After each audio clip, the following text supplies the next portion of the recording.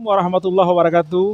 Kepada saudara-saudara yang saya hormati dan saya banggakan, di sini kita akan menyampaikan isu-isu politik di akhir masa jabatan Pak Jokowi karena tanggal 20 Oktober beliau akan lengser dari jabatannya.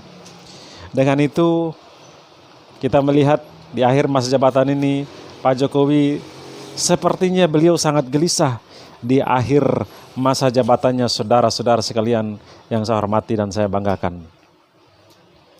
Menjelang di akhir jabatan Presiden Joko Widodo sangat gelisah, paling gelisah di era reformasi. Berbeda dengan presiden sebelumnya, Jokowi menghadapi tekanan publik semakin meningkat, diiringi dengan berbagai tuntutan agar dirinya diadili.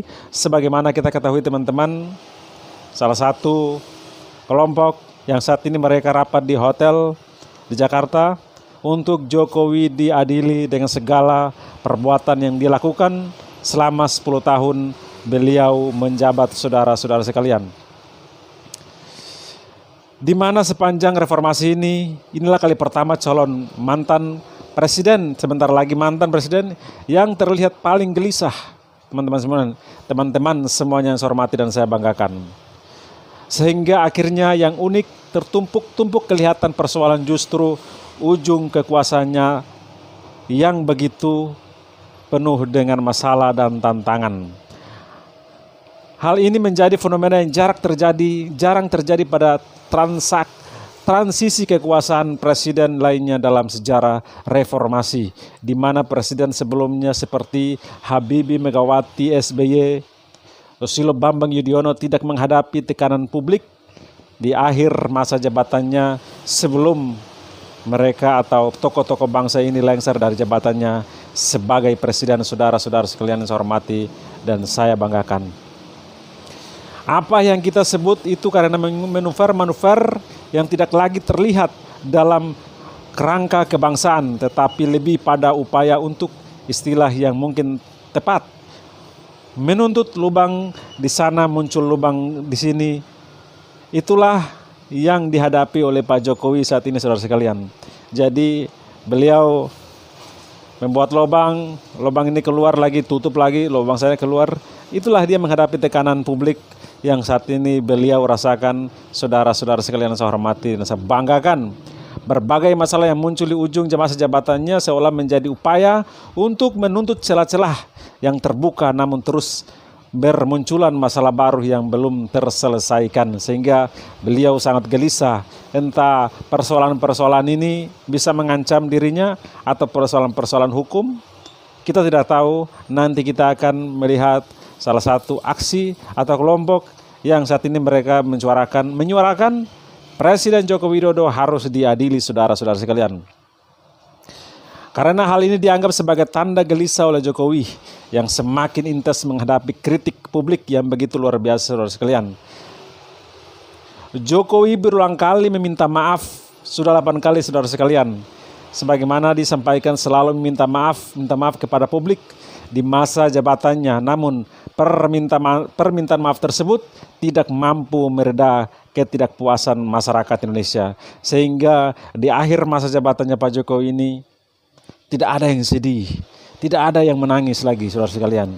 Sebagaimana kita ketahui presiden-presiden sebelumnya, di akhir masa jabatannya, rakyat sedih karena merasa ditinggalkan, rakyat mengeluarkan air mata karena ditinggalkan. Tetapi kali ini Presiden Joko Widodo rasa-rasanya tidak membuat rakyat merasa sedih, saudara sekalian.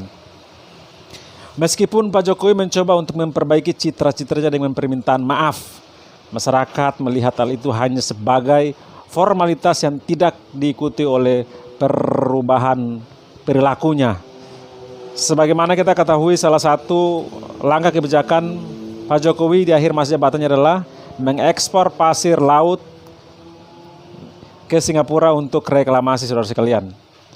Di mana beliau beralasan bahwa ini adalah sedimen yang mengganggu lalu lintas kapal, tetapi apabila pasir atau sedimen tersebut dipergunakan untuk wilayah-wilayah yang seperti saat ini kita ketahui di Pantura, di Jakarta dan wilayah lain sebagainya seperti di Pekalongan yang terancam tenggelam, beliau tidak menggunakan pasir itu untuk kepentingan keberlanjutan bangsa ini dan pulau-pulaunya utuh, tidak tertenggelam satupun. Tapi beliau malah memilih jual pasir itu atau sedimen itu ke Singapura untuk memperluas wilayahnya, saudara-saudara sekalian. Jadi situasi ini mencerminkan bagaimana citra Pak Jokowi di mata publik. Mengalami penurunan tajam akhir masa jabatannya, menimbulkan keprihatinan terkait warisan politik yang akan ditinggalkan kepada presiden yang akan datang, yaitu Pak Prabowo, saudara-saudara sekalian, yang saya hormati dan saya banggakan. Pak Jokowi mengucapkan maaf kepada masyarakat melalui berlembaga-lembaga formal, melalui pertemuan-pertemuan formal kenegaraan yang sebagaimana kita ketahui beliau selalu berkunjung, selalu minta maaf dan minta maaf sebanyak 8 kali, saudara sekalian. Tetapi secara bersamaan permintaan maaf itu tidak menurunkan tensi kritikan ketidakpuasan publik terhadap hasil Pak Jokowi selama 10 tahun beliau menjabat sebagai presiden, saudara sekalian, saya hormati dan saya banggakan. Jadi teman-teman yang saya hormati dan saya banggakan, itulah salah satu manuver-manuver Pak Jokowi di akhir masa jabatannya yang begitu luar biasa, menggantikan menteri-menteri akhir masa jabatannya. Ini sungguh luar biasa dan sangat gelisah. Beliau melakukan pertemuan dengan Pak Prabowo di sana sini. Untuk apa semua itu? Jadi teman-teman semuanya, kita tunggu saja apa bukti-bukti yang akan diajukan kepada teman-teman kita, kawan-kawan atau senior-senior kita, abang-abang kita yang meminta Pak Jokowi akan diadili setelah beliau lengser dari jabatannya. Dan juga para mahasiswa-mahasiswa seluruh BEM Indonesia telah berkumpul di Jakarta untuk meminta Pak Jokowi akan diadili. Itu adalah aspirasi ketua-ketua BEM seluruh masyarakat, seluruh mahasiswa yang ada di Indonesia akan menuntut Pak Jokowi akan diadili setelah beliau lengser dari jabatannya. Setelah yang kedua, permintaan yang kedua adalah Gibran dibatalkan untuk dilantik. Itu adalah aspirasi para mahasiswa, para BEM seluruh Indonesia yang telah menegaskan untuk melakukan aksi untuk menuntut hal yang menjadi persoalan saat ini, saudara sekalian. Terima kasih teman-teman semuanya. Jangan lupa like dan subscribe. Tetap bersemangat dan tetap berakal sehat untuk melihat setiap apa yang telah terjadi di depan layar dan juga di belakang layar. Oke, terima kasih. Saya akhiri. Wassalamualaikum warahmatullahi wabarakatuh. Salam akal sehat.